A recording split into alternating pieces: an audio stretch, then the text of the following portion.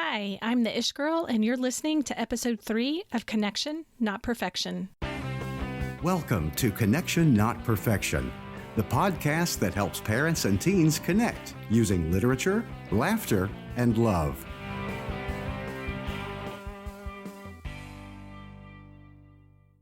Hi there, I'm your host Amy, also known as the Ish Girl, and I'm so glad that you've joined me today. Today, our episode is called The Subtle Art of Not Telling Your Teen What to Read. And I chose that title because a question that I get quite a bit is, what should my teen read, or what should I tell my teen to read? And my answer to that is don't. Don't tell them what to read, because telling your teen what to read will not create a bridge or make a connection or deepen your relationship with them. Your ideal would be to aspire to get them to tell you what to read, because when you figure out what they're reading and you join them there, you can do all those things that I just mentioned. You can create bridges, you can make a connection, or you can deepen your relationship. Because there's wisdom in learning how to create a connection with your teen, whether it's through reading with them or some other activity or just discussions or whatever, and in learning how to create space for your teen. There's an art in knowing when to engage with them and when to give them room. And I have to admit, I am not always a great dance partner.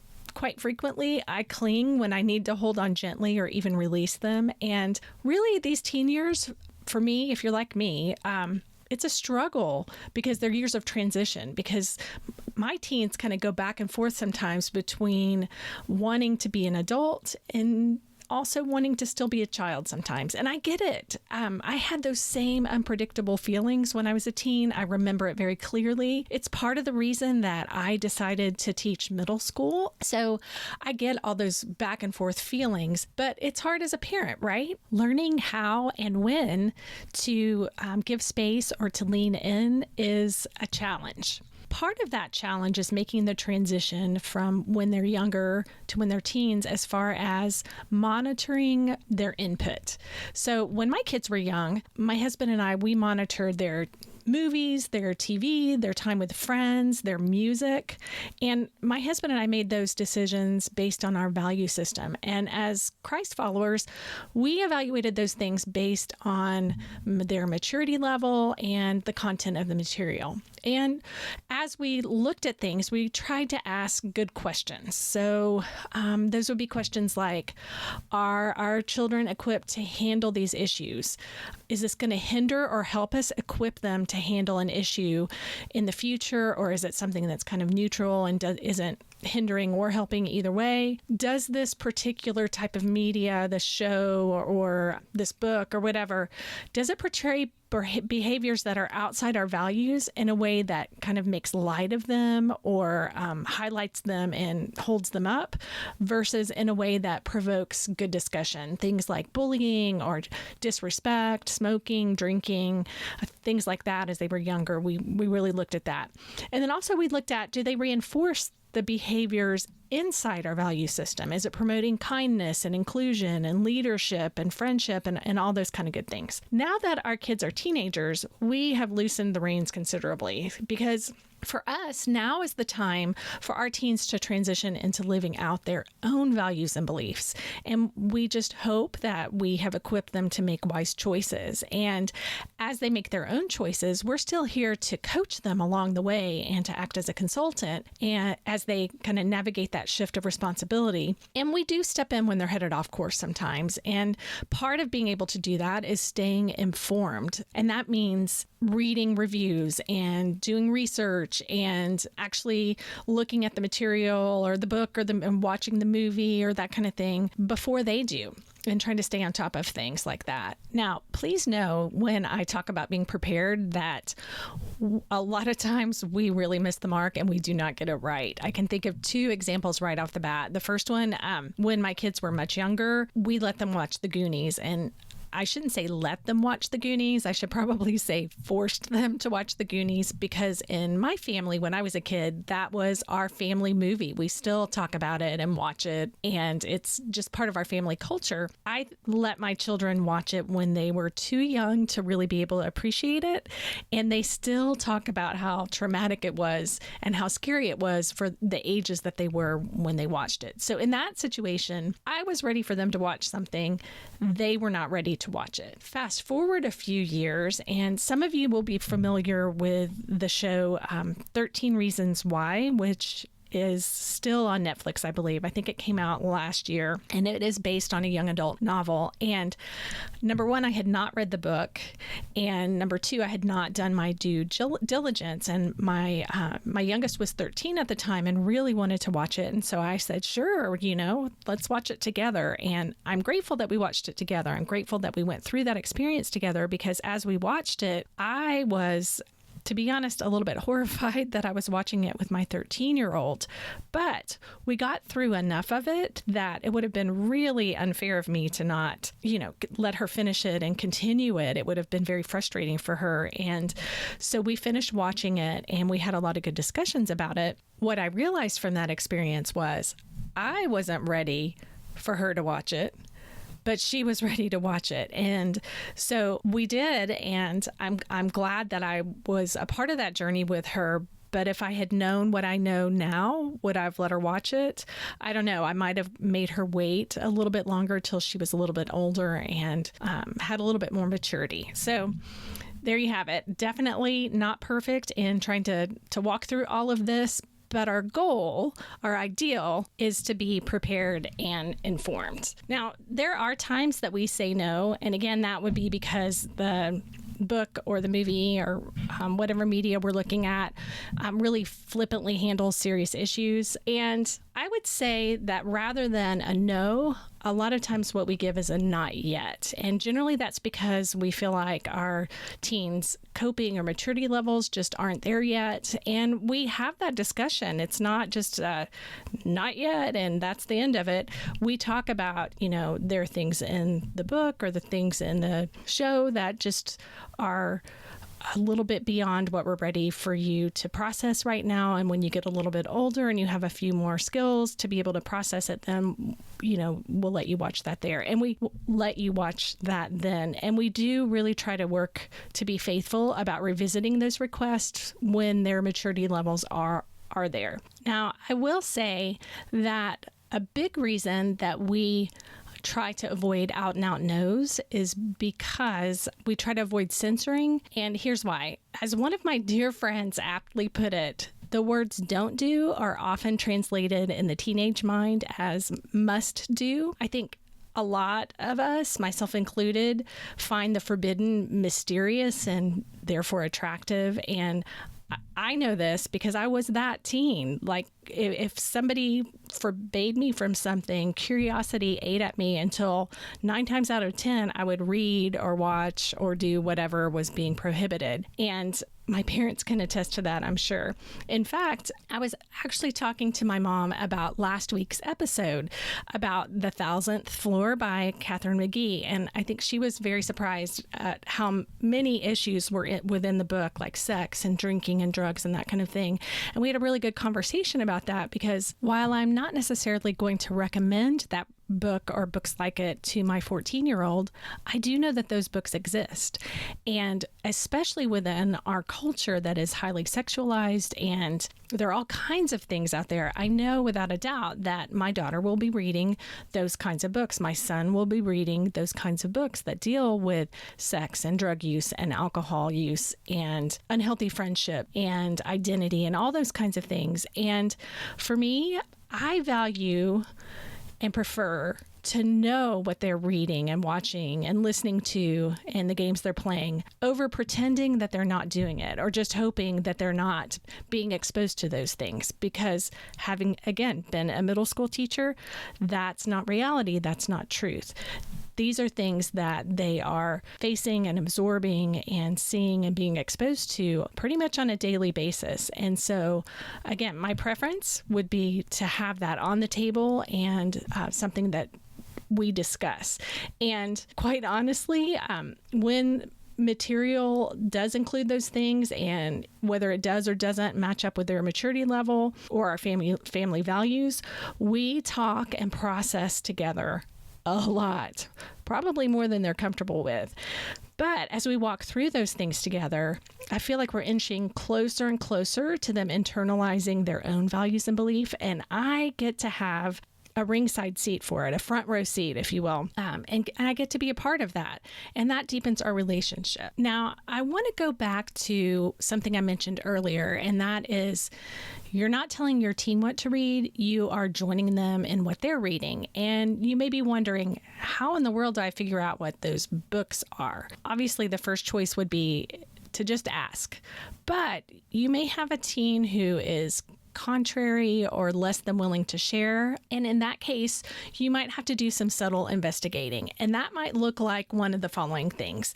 You might just need to pay attention to what they're reading. Just, watch discreetly, I would say. Just kind of try to observe what they're reading, whether it's for school or whatever. You could figure out what they're reading for school by looking on your teen's school website or looking back at any material that the teachers shared with parents, that kind of thing. And once you figured that out, you could read that along with them as well. You might find out if the movie that they love, that they've seen 2 or 3 times, started out as a book, and read that.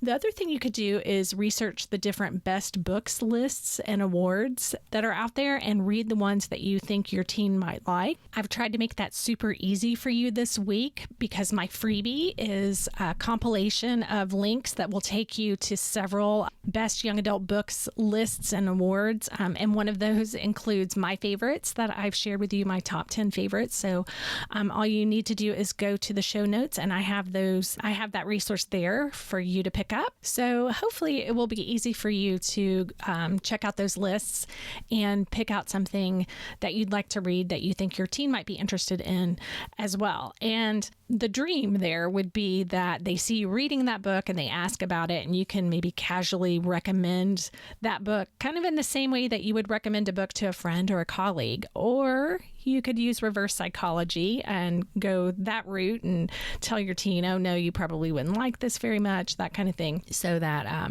you maybe entice them to read it. And if that doesn't work, if direct suggestions don't work, if they don't happen to ask you about it, you can leave that book lying around in conspicuous places around the house. Now, obviously, your teen will probably clue into what's going on, but it might produce a conversation, or it might be something that kind of piques their interest. Just as long as you're not dictating or telling your teen what to read, because again, that will not create those bridges. If they feel like they're forced, if they feel like they don't have a choice, it's probably not going to do for you what you want it to do.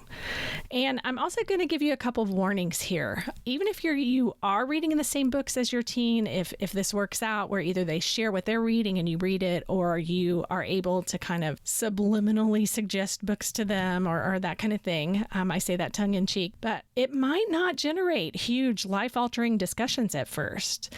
Because as you well know, teens do not operate like vending machines. You might get a different result every single time, and that's okay. And also, the next warning would be that when you do have these conversations, because I believe if you keep at this, you will be having these conversations, there are going to be times when you're not going to like the same books. And that's okay, and even great, I would say, because that really does spark some interesting, in-depth conversations when you don't agree about a book, and you are able to do it respectfully and in a fun kind of debating discussion kind of way. Now, this actually is something that happened with me with the book that I reviewed last week. I was actually telling a friend about it, and she and I kind of went back and forth about it a little bit. She picked it up, tried to read it, and hated it. She did not enjoy it at all.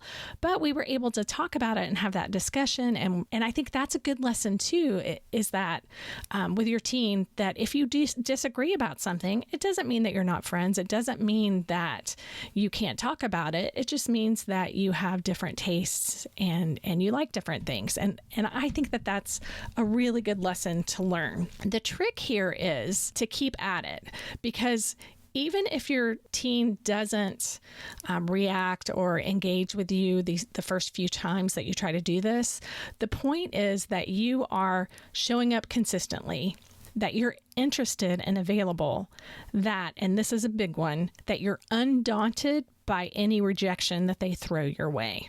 You're letting your teen know that you value them and you want to know who they are and what they think, no matter how they're acting. Because with all that's going on in their brains and in their bodies and in their lives, chances are they're definitely going to be throwing some rejection your way.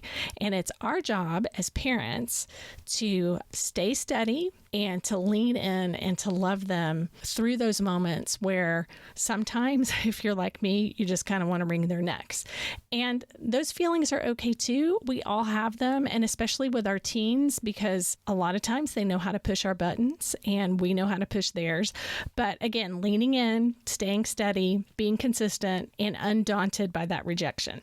The hope is that they will at some point join in the dialogue, because the bottom line is that reading alongside your teen is one of your most effective connection tools. It gives them an opportunity to lead and have control over their choices, and it can boost their confidence when they realize that you have the respect for those choices they're making. And for you, it gives you insight into who they're becoming. And going back to that whole control over their choices thing, I actually read an article this past week. One of the school counselors sent it out kind of in a big email, and it's an article from Scientific American, and the whole article is about the research that they've done around how kids develop confidence and life skills when they feel like they have some measure of control over their own lives. And conversely, they can develop depression and other issues and problems when they feel like they don't have any control over their lives at all. And I thought that was really interesting, and I have included that in the show notes. You can check out that article. So I hope that you are encouraged to try to figure out and investigate what your teens are reading right now and to read alongside them. And if you do want some book ideas, again, I do have that freebie. It's on my website. You can find it at theishgirl.com. That's THEISHGIRL.com. And if you click on the blog page, you can find the most recent episode and the show notes there. You can also visit my Pinterest page, which is pinterest.com/theishgirl/. And there I have several pins that focus on best books for young adults and some other resources there that you might be interested in. And speaking of best books, I hope that you will join me for my next episode when I will be reviewing and kind of highlighting the issues in Madeleine L'Engle's A Wrinkle in Time. At the recording of this episode, the new movie with Oprah and several other stars is going to be released in a couple of weeks. And so I'm going to review the book before the movie comes out, go see the movie, and then talk about the differences between the book and the movie in an episode after that. So I am super excited. This literally is my very favorite book from childhood, A Wrinkle in Time, and I am so excited about getting to talk about it next week and to get to see the movie and to kind of do that comparison for you guys. As always, I am just so excited that you were able to hang with me today. And until next time, remember, from an Ish girl who still considers Meg Murray to be one of her very best friends, it's all about connection, not perfection.